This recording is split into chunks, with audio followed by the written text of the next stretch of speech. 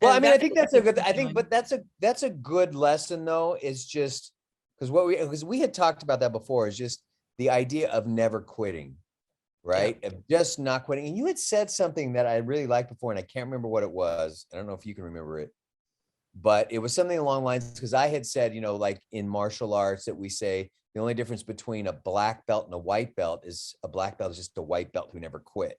Right.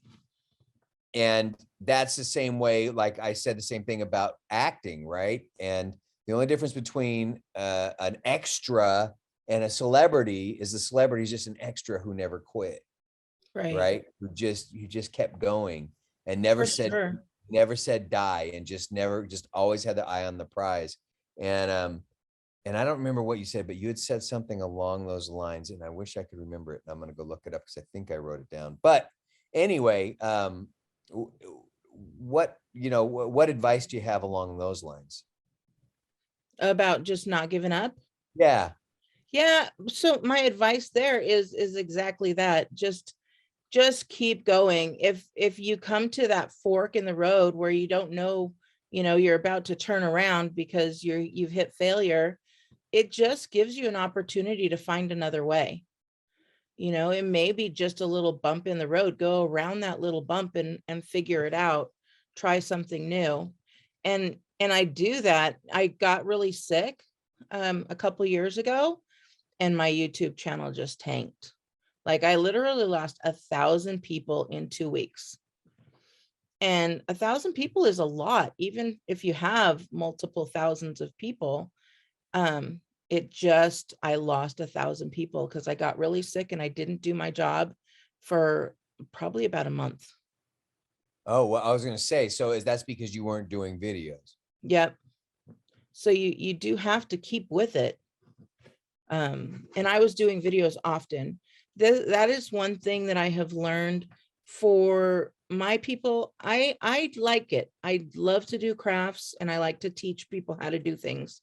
So I'm making videos often. I wouldn't suggest that for most people because otherwise they get used to it. And then when they don't see you, they go and find somebody else, because there's plenty of people out there teaching crafts. There's plenty of people that are going to be out there teaching what you're doing, right? Right. But if you set up your calendar to be like, oh, I'm going to be here on the third Friday every month, then they know to look for you and you're not lost, you know? Yeah, So no, and no, but I think that's also another good point too, right? Is that, um, you know, you have to be doing this for the right reasons, right? If mhm, you're, which is again the same as what I do, as an actor, is that if you're not doing it for the right reasons, you're not going to succeed. In other words, like you said earlier, if you're doing this for the money, forget it.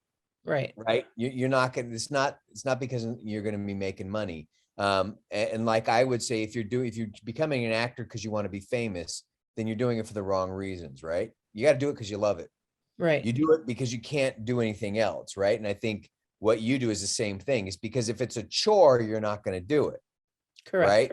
And so you love what you do. You love doing Beauty and the Stamper. You love doing the arts and crafts and teaching people.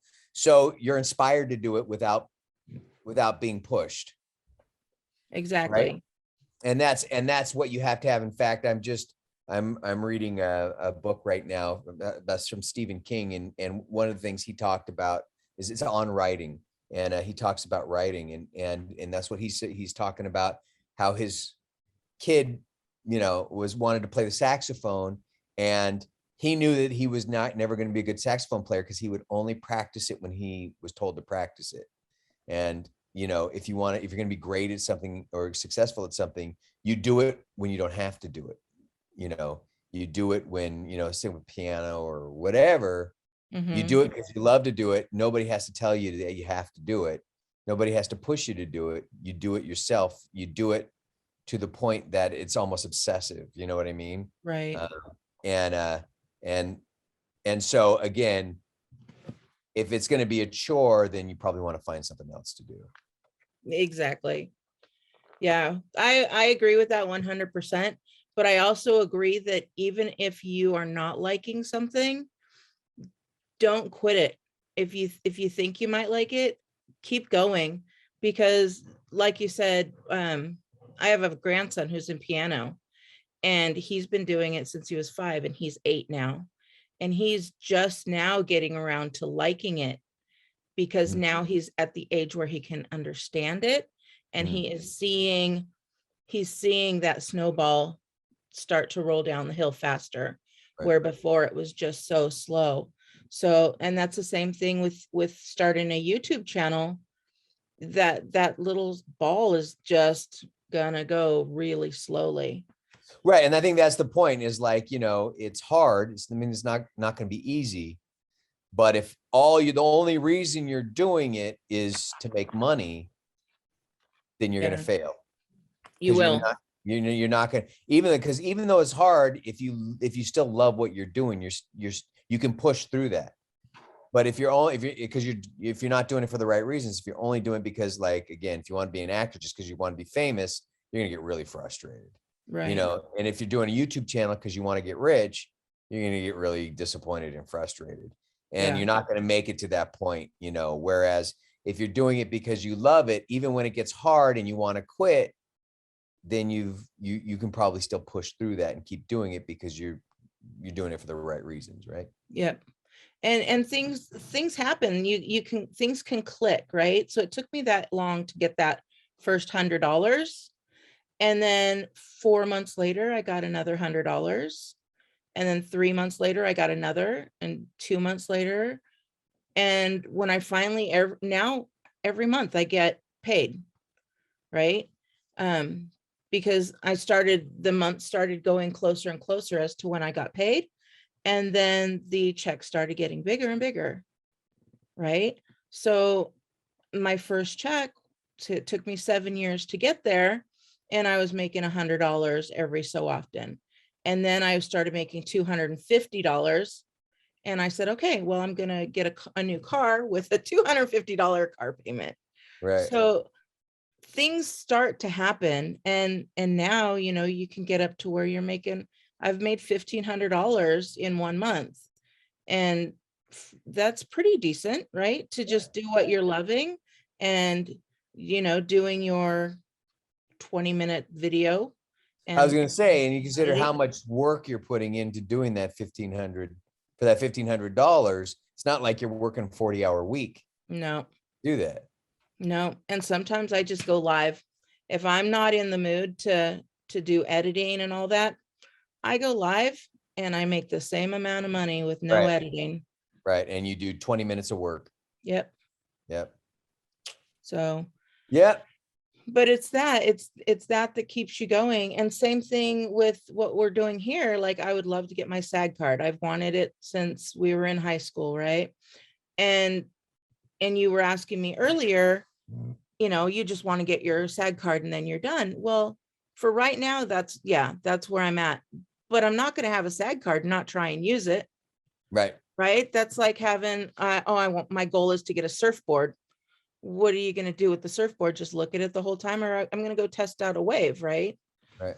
And if it goes well, then I'm going to continue going. And if it doesn't, you decide at that point. But as for right now, we're going to go for that SAG card, and you're going to go for the YouTube subscribers. Hey, now I want to get into that YouTube studio. You get to look It's behind the scenes and see where they kill yeah, the chickens. it's really nice, and they've redone it. I've and they have people that come out sometimes. I've met some top YouTubers that have multi-million subscribers. I've met, I don't know, Hannah Hart. I don't know if you know her. She was a YouTuber, and then she ended up going on to one of the cable channels, TLC, or I don't know which one, but she had a cooking show. It could have even Oh. been on the Food Network. I don't remember. Oh. Um, and it's fun to meet those kind of people, and get to talk to somebody who's in your industry, but also someone you can learn from. Right. Right. Right. Right. Right. Jeff Dunham, I've met him before, and he came out and he did a show at YouTube, and Oh, it yeah. is called YouTube Space. Oh, So but he's a comedian though. yeah, he Yeah. is. Yeah, he ended up getting 1 million subscribers, and that's how he celebrated, was giving a party for at YouTube. And so when you have over 10,000, you were invited to that party. Oh, So cool. yeah, it's pretty cool. Yeah. All right. Well, cool, Gene. Well, you know what? We're going to continue this conversation because I want to know, get into a little bit more of the step by step of how you built your channel and advice that you would have on that. And so I'm sure other people want to know that too. So we'll Yeah. continue this conversation. And if again, subscribe to this if find this interesting, and go to Gene's channel if you're interested either in crafts or in getting your SAC card and that journey, and you want to follow Gene's journey and how she's getting her SAC card, and you know, maybe that'll help you in figuring out how to get yours. Yeah. So we will be back with more of this, and as Gene likes to do, white card. Bye.